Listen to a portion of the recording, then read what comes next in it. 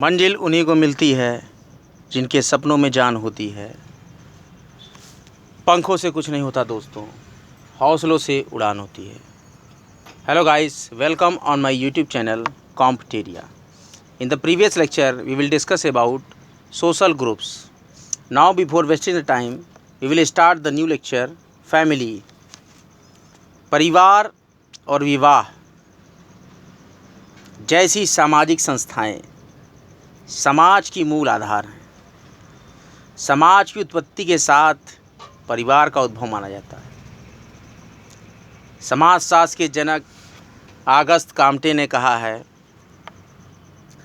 परिवार समाज की निर्णायक या नियामक इकाई होती है।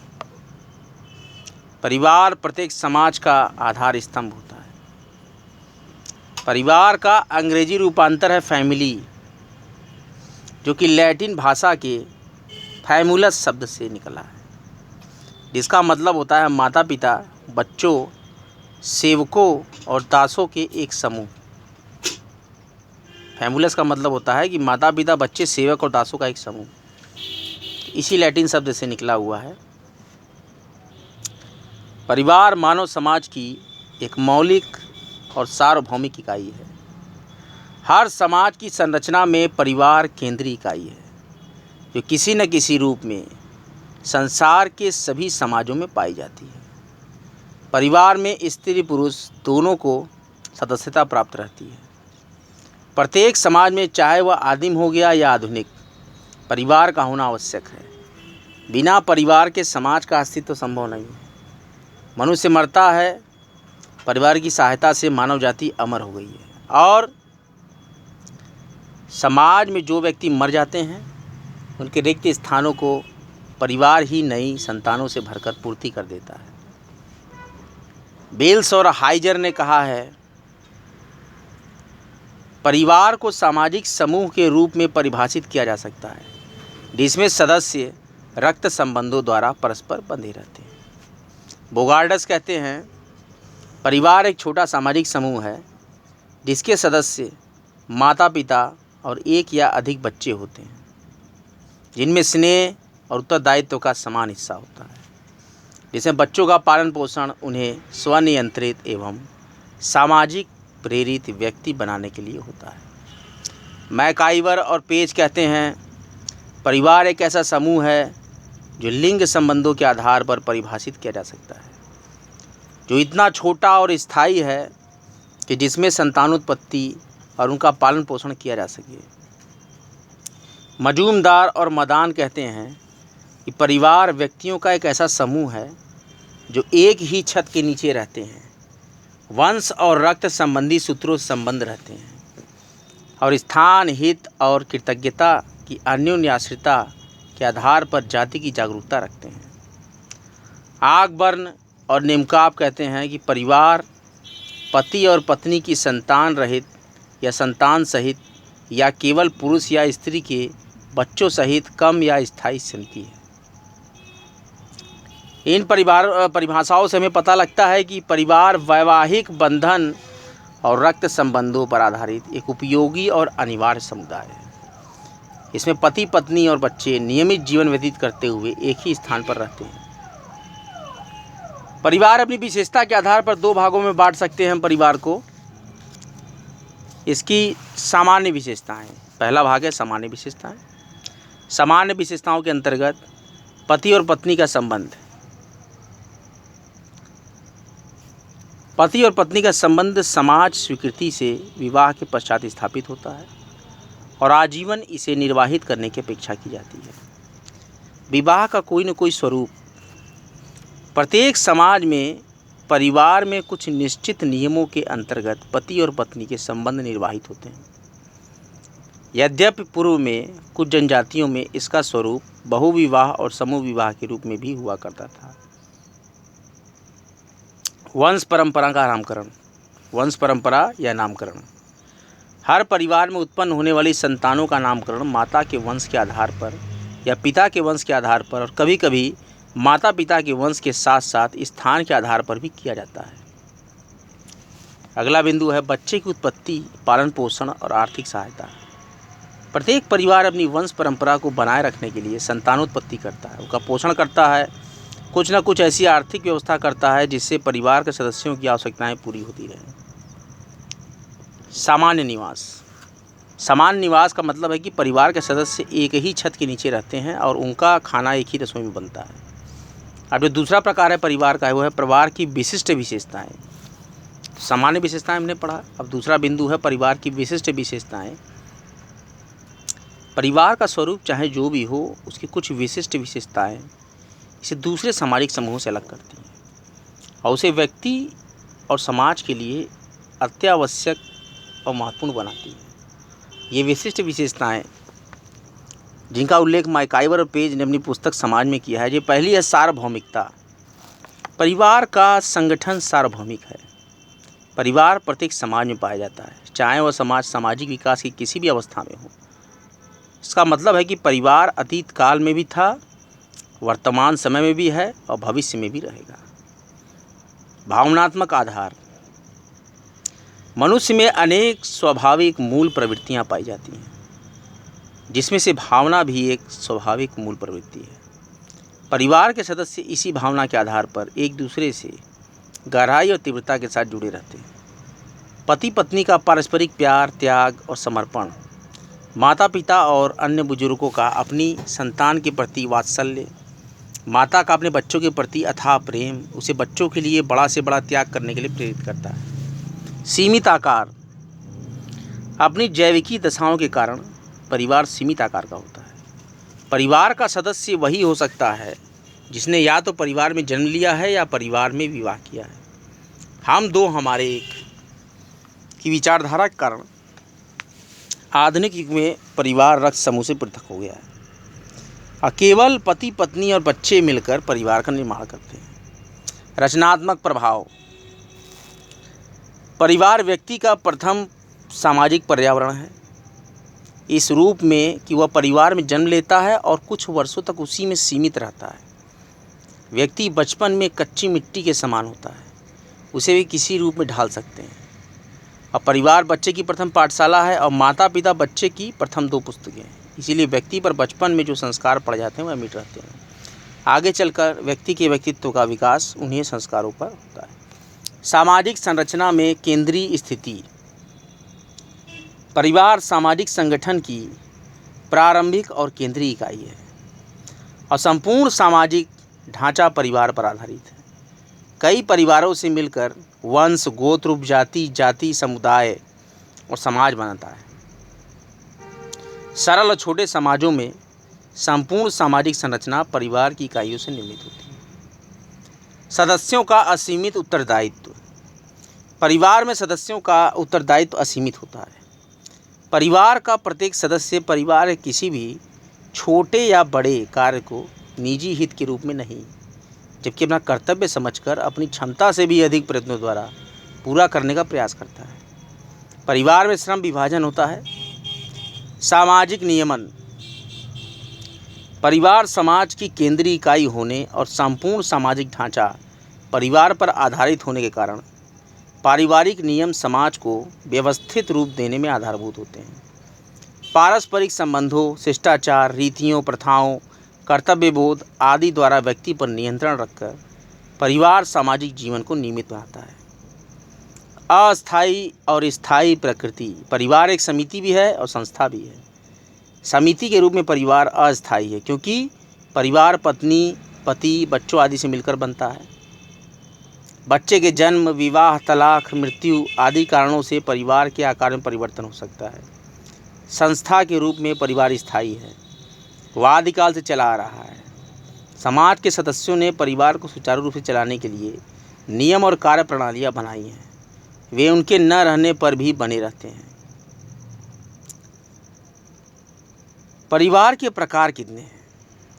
प्रकृति के आधार पर देखें तो केंद्रीय या एकाकी परिवार। ऐसा परिवार पति पत्नी और अविवाहित बच्चों को लेकर बनता है। वर्तमान में भारतीय समाज में इस प्रकार के परिवारों की संख्या बढ़ती जा रही है। संयुक्त परिवार, जब दो या दो से अधिक पीढ़ी के विवाहित सदस्य एक साथ रहते हों या तीन से अधिक पीढ़ियों के सदस्य एक साथ एक ही घर में निवास करते हैं तो वो संयुक्त परिवार है। एस.सी. दुबे ने कहा है कि जब कई मूल परिवार एक साथ रहते हों, एक ही स्थान पर भोजन करते हों, एक आर्थिक इकाई के रूप में कार्य करते हों, तो उनके सम्मिलित रूप को संयुक्त परिवार कहा जाता है। विवाह के आधार पर देखें तो एक विवाही परिवार ऐसा है जब कोई स्त्री अथवा पुरुष एक समय में एक पुरुष अथवा एक स्त्री से विवाह करते हैं। पति अथवा पत्नी की मृत्यु के बाद वे चाहे दूसरा विवाह कर सकते हैं। बहुविवाही परिवार, जब कोई पुरुष या स्त्री एक समय में एक से अधिक स्त्री या पुरुष से विवाह, तो उसे बहुविवाही परिवार कहते हैं। दो प्रकार के होते हैं, बहुपति विवाही परिवार और बहुपत्नी परिवार। बहुपति विवाह परिवार, जब एक स्त्री की एक समय में एक से अधिक पति होते हैं तो उसे बहुपति विवाही परिवार कहते हैं। बहुपति विवाही परिवार दो प्रकार के हैं, जिसमें भातृ बहुपति विवाही और अभातृ बहुपति विवाही परिवार।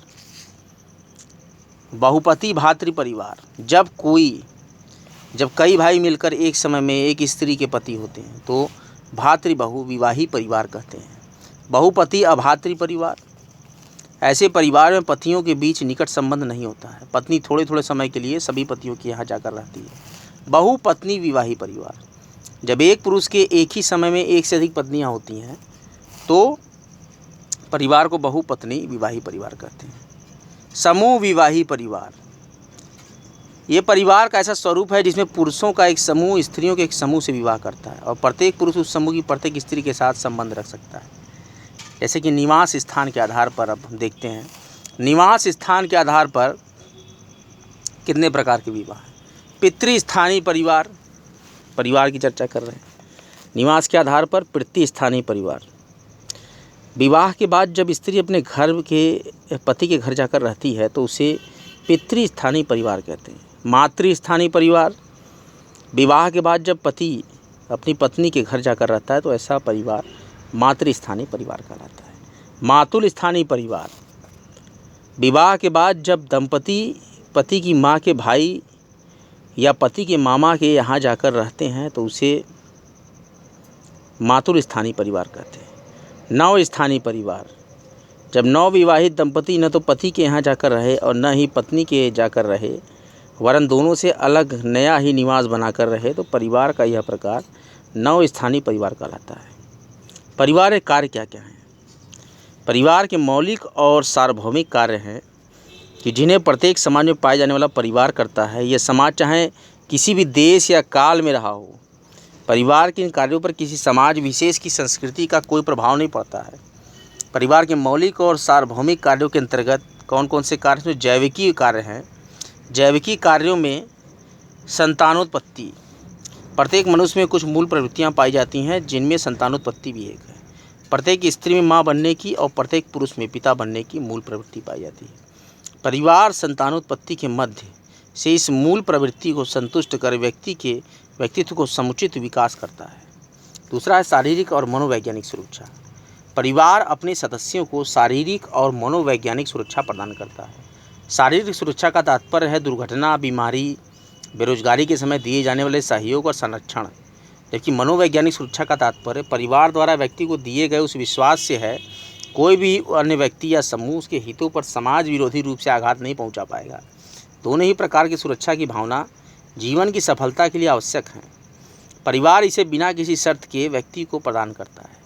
दूसरे हैं परंपरागत कार्य। इसमें है पहले सामाजिक कार्य, जिसमें परिस्थिति का निर्धारण करना। परिवार समाज के व्यक्ति की परिस्थिति और दायित्व निश्चित करता है। परिवार ही यह निश्चित करता है कि उसका सदस्य व्यक्ति किन लोगों से मिलेगा और किन लोगों से नहीं मिलेगा। परिवार ही निश्चित करता है कि विवाह संबंध किन लोगों से करेगा और कई बार यह भी कि वह किस प्रकार जीविकापार्जन करेगा। इसका कारण है कि परिवार के व्यक्ति की प्रतिष्ठा पूरे परिवार की प्रतिष्ठा और एक व्यक्ति की बदनामी पूरे परिवार की बदनामी मानी जाती है। सामाजिकरण, व्यक्ति को जैविकीय प्राणी से सामाजिक प्राणी बनाने की प्रक्रिया का नाम सामाजिकरण है, जिसके द्वारा बच्चा सांस्कृतिक विशेषताओं, आत्मा का विकास और व्यक्तित्व को प्राप्त करता है। बच्चा परिवार में जन्म लेता है, परिवार उसे समाज के अनुरूप बना देता है। समाज की संस्कृति को एक पीढ़ी से दूसरी पीढ़ी तक पहुंचाना, परिवार में बड़े बुजुर्गों ने जो भी कुछ सीखा है वे अपने बच्चों को सिखाने का प्रयत्न करते हैं। पीढ़ी दर पीढ़ी चलता रहता है। सामाजिक नियंत्रण, बच्चा जिस वक्त परिवार में जन्म लेता है उसे रोने के अतिरिक्त कुछ नहीं आता और बड़ा होता है तो कुछ सीखता है। वो सीखना अच्छाई की तरह भी हो सकता है और बुराई की तरह भी। प्राथमिक समूह जब उन बातों पर प्रतिबंध लगाते हैं तो समाज में बुरी अथवा समाज विरोधी समझी जाती है, और जब उन बातों को सीखने के लिए प्रेरित करता है तो समाज में अच्छी समझी जाती है। प्राथमिक समूहों में परिवार सर्वाधिक महत्वपूर्ण संस्था होने के कारण इसका अपने सदस्यों पर बड़ा कठोर नियंत्रण होता है। इससे समाज में व्यवस्था बनी रहती है। दूसरा है सांस्कृतिक कार्य। संस्कृति समाज द्वारा व्यक्ति को विरासत में मिलने वाला उपहार है। समाज के रीति रिवाज, प्रथाएं, परंपराएं, धर्म, कानून और सांस्कृतिक तत्व परिवार के सदस्यों द्वारा बालकों को सिखाए जाते हैं, जिससे उनमें समान मनोवृत्ति का विकास होता है और उन्हें स्वीकार करने के लिए वे प्रेरित होते हैं। आर्थिक कार्यों के अंतर्गत श्रम विभाजन। आयु और लिंग के आधार पर परिवार में प्रत्येक सदस्य की एक निश्चित स्थिति और कार्य होता है। साधारणतया कठिन और बाहरी कार्य पुरुष करता है तथा अपेक्षाकृत आसान और घरेलू काम महिलाएं करती हैं। पिता आर्थिक कार्य करता है और परिवार का प्रधान समझा जाता है। माता भोजन और घर की व्यवस्था और बच्चों की देखभाल करती है। आर्थिक क्रियाओं का केंद्र। परिवार समस्त आर्थिक क्रियाओं का केंद्र रहा है। उपभोग से लेकर उत्पादन, विनिमय और वितरण तक की सारी क्रियाएं परिवार द्वारा संपन्न की जाती रही हैं। प्राचीन काल में परिवार उत्पादन का प्रमुख केंद्र था और उपभोग का आज भी प्रमुख केंद्र है। पत्नी, बच्चों तथा बड़े बुजुर्गों की जिम्मेदारी के कारण व्यक्ति आर्थिक क्रियाओं में संलिप्त रहता है। संपत्ति का वितरण। पारिवारिक संपत्ति का उचित वितरण अपने सदस्यों में करके परिवार संघर्षों को कम करता है। धार्मिक कार्य। परिवार धर्म का प्रमुख केंद्र है। हिंदू शास्त्रकारों के अनुसार तो परिवार का निर्माण ही धार्मिक कृत्यों को पूरा करने के लिए होता है। हिंदू दर्शन कई कार्यों को तभी मान्यता प्रदान करता है जब व्यक्ति उन्हें गृहस्थ बनने के बाद कराता है और पारिवारिक स्तर पर करता है। कुछ विशेष प्रकार के दान, यज्ञ आदि उन्हें संयुक्त कर्तव्य कहकर संबोधित किया गया है। शैक्षणिक कार्य। परिवार बच्चे की प्रथम पाठशाला है। बच्चे भविष्य में जो कुछ भी बनते हैं परिवार की शिक्षा के फलस्वरूप। हमारे महापुरुष इसके उदाहरण हैं। परिवार में वृद्ध सदस्य अपने अनुभवों और ज्ञान के आधार पर बालकों और युवा पीढ़ी को मार्गदर्शन देते रहते हैं। प्राचीन काल में भारतीय समाज में व्यावसायिक शिक्षा भी परिवार द्वारा ही दी जाती है। मनोरंजनात्मक कार्य। परिवार अपने सदस्यों का वीर कथाओं, लोक कथाओं, शिक्षाप्रद कहानियों, व्यक्तिगत अनुभवों आदि के माध्यम से मनोरंजन करता है, जो कि मनोरंजन की अन्य व्यावसायिक संस्थाओं को तुलना में स्वस्थ होता है। इरावती कर्वे कहती हैं, संयुक्त परिवारों में हमेशा कोई न कोई उत्सव, त्यौहार, विवाह, जन्म, नामकरण, अतिथियों का आगमन, गीत आदि होते रहते हैं। राजनीतिक कार्य। परिवार अपने राजनीतिक विचारों को एक पीढ़ी से दूसरी पीढ़ी में हस्तांतरित करता है। हालांकि वर्तमान में ऐसा कहना कठिन है, क्योंकि एक ही परिवार के सदस्य भिन्न भिन्न राजनीतिक दलों का चुनाव लेते देखे गए हैं। अब हम आज का लेक्चर यहीं समाप्त करते हैं। अगले लेक्चर में हम theories of the origin of family and marriage, classical theory, joint family, evolutionary theory, Lewis Morgan, consanguine family, punaluan family, syndyasmian family, patriarchal family, monogamous family, theory of monogamy and theory of matriarchy के बारे में चर्चा करेंगे। आज का lecture यहीं तक।